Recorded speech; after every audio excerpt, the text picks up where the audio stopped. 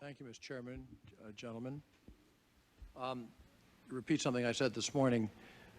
This is, as Eleanor Hill said yesterday, the terrorists did the World Trade Center in Pennsylvania, the Pentagon. And that needs to be said because you want to free witnesses of any sense that we're going after people trying to place blame until we know a lot more. So that the terrorists are at fault, and that has to be made very, very clear. Now, you represent very key intelligence policymakers from the years before 9/11, as opposed to this morning's panel, which was some of each. And each of you has been involved for years in promoting reform. And I have here, just at random, just an endless series of reports, none of them thin, all of them huge, and all of them recommending how do you bring the intelligence community together to work efficiently. Before 9/11, when the world changed forever. There is an enormous reluctance to do this. From my observation, I don't think very much has been done in a larger systemic sense, and that troubles me. Each of you have already, in your own way, answered some of the questions that I have, but I want to follow up on them. You have the concept of how do you service customers.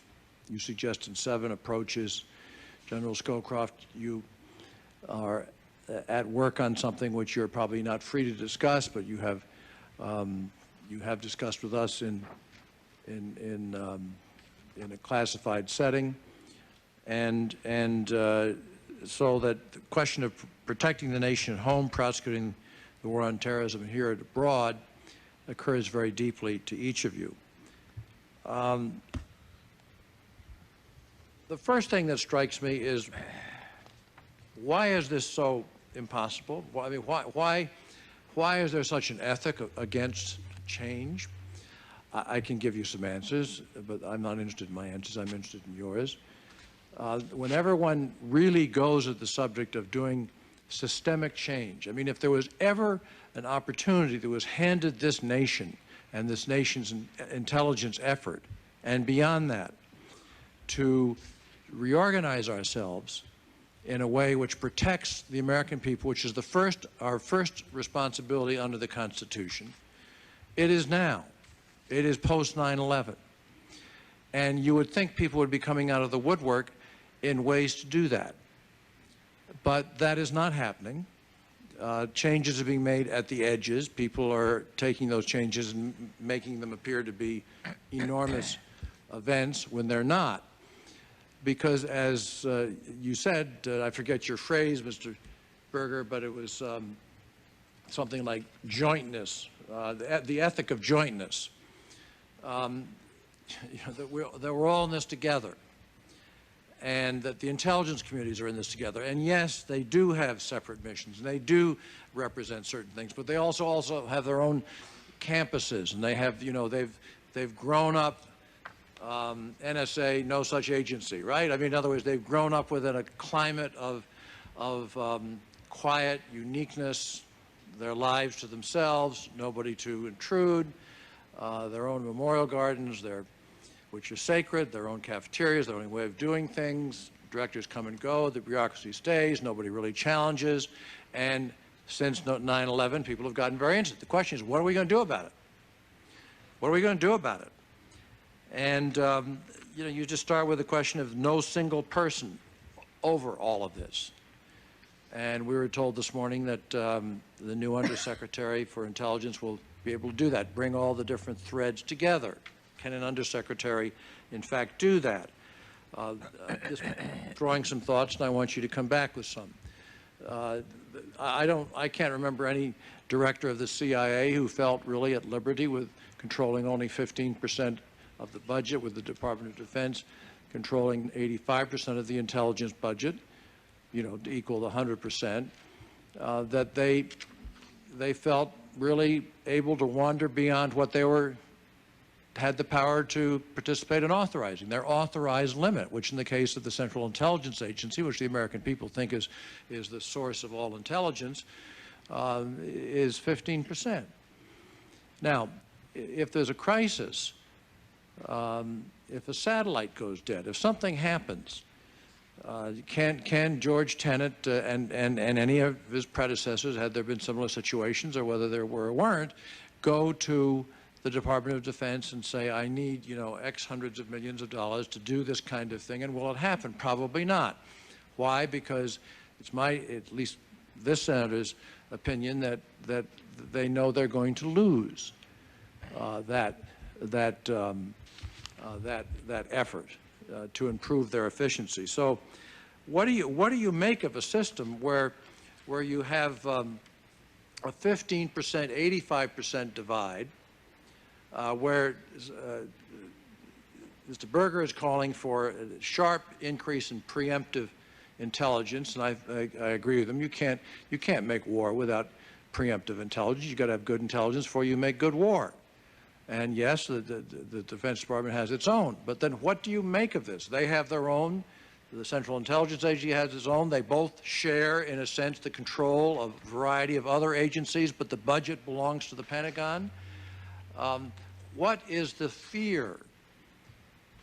What is the political will fear? Is it just the fact there's so many campuses out there that are all complete and settled? Is it the fact that nobody wants to take a big risk, or nobody wants to take on the Secretary of Defense, or if they do that, they're taking on the President, maybe? I don't know.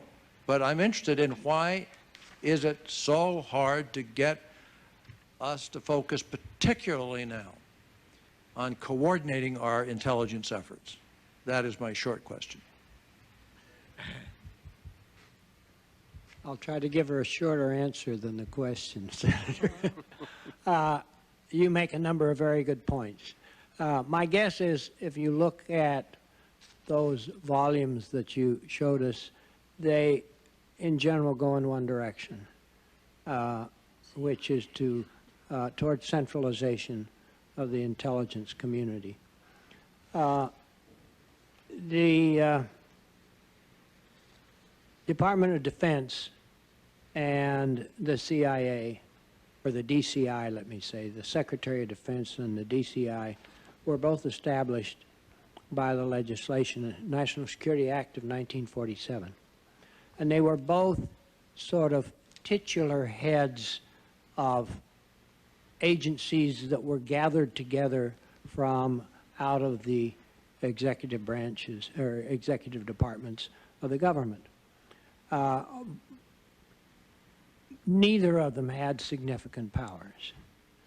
Now, over a period since then, the Secretary of Defense has accreted a great deal of power. He still is not probably quite so much a czar as most other cabinet heads are, but he has pretty much authority over his constituent elements. The DCI, despite his title of Director of Central Intelligence, has shared in no such accretion. There have been changes, and they have generally gone in that direction, but he still presides over a group of semi-autonomous agencies. Now, is that good or bad? Now, there are some people who say organizational blocks don't matter. It's the people. And if you get the right people in, you'll get the job done. But I think in part that's true. But a good organizational structure can't make up for bad personnel. But a good organizational structure can make good people more efficient at what they do. But every time you take steps to increase the authority of the DCI, you're taking authority away from somebody else. And no bureaucracy, no bureaucrat likes authority taken away from him. And so the resistance is significant.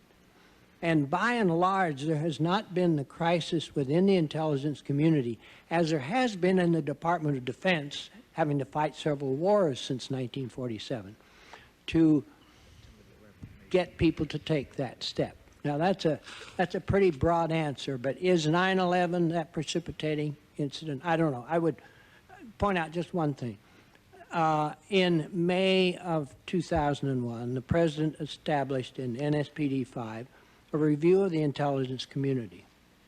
And I was honored to chair the external panel of that review.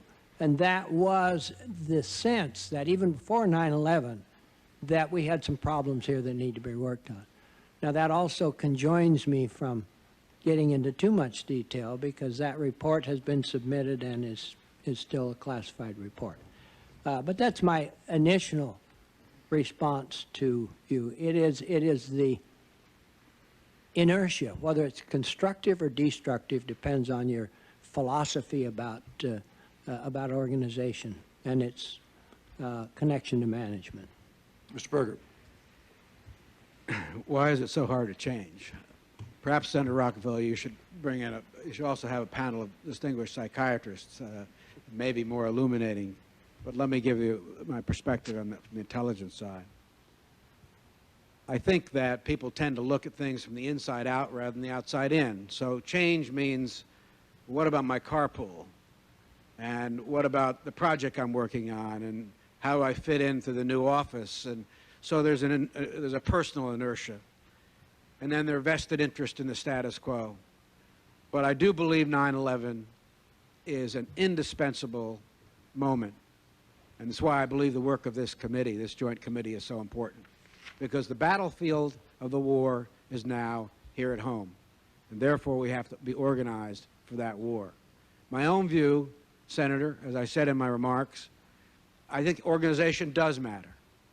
I would have a director of Central Intelligence who had overall authority for budgets, planning, and priorities, working with his colleagues, not execution. He would not own the agencies, but he would have the ability to set overall priorities in concert with his colleagues under the direction of the President. Number two, as I indicated, I think there still should be 2 counterterrorism centers, but I think in the new Department of Homeland Security, there must be a fusion center.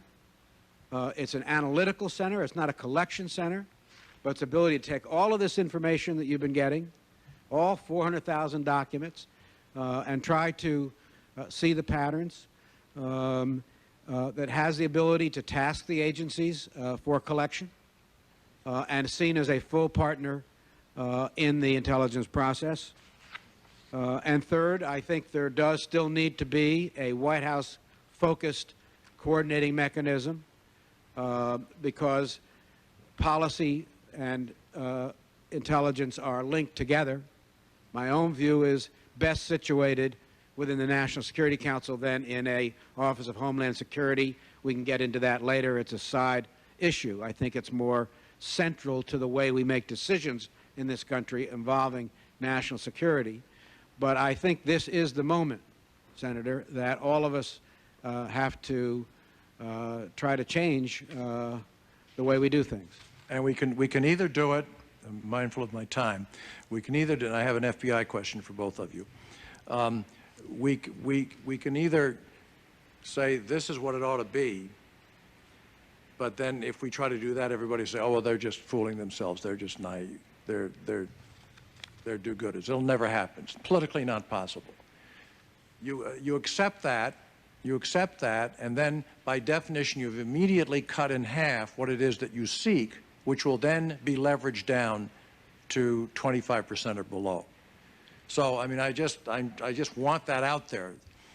The horror of 9/11 and people talking about carpools and what kind of a nation are we with respect to change. We're capable of doing some rather extraordinary things, and this ought to be one of them. My second and last question has to do with the FBI. I'm interested, and I think that, Mr. Berger, you were fairly clear on this, and I think that you were too, General Scowcroft. I would be interested in the quality of the intelligence that you received, each of you in your own time, from the intelligence community as compared to the FBI, and I would put that within the following context. I do not understand why it is that you have the obvious situation of you collect intelligence internationally, and that's Central Intelligence and others, and then you collect it internally, and that can't be Central Intelligence because that's invasive and big government and all the rest of it and scary. You pass something called the Patriot Act, says, well, yes, you can cooperate on certain things, and then all of a sudden there's a little analytical group set up over an FBI of not very many people to do intelligence work. And they're trained in one kind of life. As you said, General Scowcroft, they're trained to do one set of things. They're not trained to do the other set of things. We don't have the time. It takes 5 years to train a good analyst. Anyway, and so why is it that we're trying to make the FBI do something which I don't basically think it can do from this senator's point of view? And I'm interested, one, in what your views are about that, and secondly, what was the quality of the feedback that you got from each of those two separate agencies on common threats? Well, that's an interesting question, Senator Rockefeller, because, you know, as you first mentioned, I was thinking back intelligence from the FBI, intelligence information from the FBI, and I was trying to think of cases where we actually got it. Not very much, because I was focused on foreign intelligence primarily. There was some on counterintelligence issues where the FBI intelligence was particularly involved. And the one case I mentioned, Pan Am 103, that was investigative intelligence, and the FBI, together with the CIA, did an absolutely brilliant job on that. But I can't think of many, I can't right now recall any instances of pure intelligence product from the FBI. And I don't say that pejoratively at all. And I don't ask it in that fashion, Yes. because what they do superbly. They do superbly, and it would be a shame to say, now, FBI, you're going to focus wholly on intelligence collection, and we're not going to worry about law enforcement anymore. That would be a serious mistake. But I don't know how to answer your question, because I can't separate FBI intelligence out very well. Senator, let me say first, there are extraordinarily dedicated people in the FBI, and we've seen that since 9/11 as we've looked back. And the FBI had some successes here, for example, in breaking up the '93 Day of Terror. But by and large, if there was a flood of intelligence information from the CIA, there was hardly a trickle from the FBI. I think that relates somewhat to how they saw their mission. I think it relates to their sense of the al-Qaeda fundamentalist threat in the United States, which I think either was much less by the end of 2000 than it seems to be today, or was underestimated, and the priority given to this area of counterintelligence. So it's a little bit like the person who looks for his keys under the light pole, because that's where the light is. We were getting a lot of information on foreign threats. We were getting very little information on domestic capabilities and threats, and that obviously influenced the focus. I thank you both. Mr. Chairman, that concludes my questioning.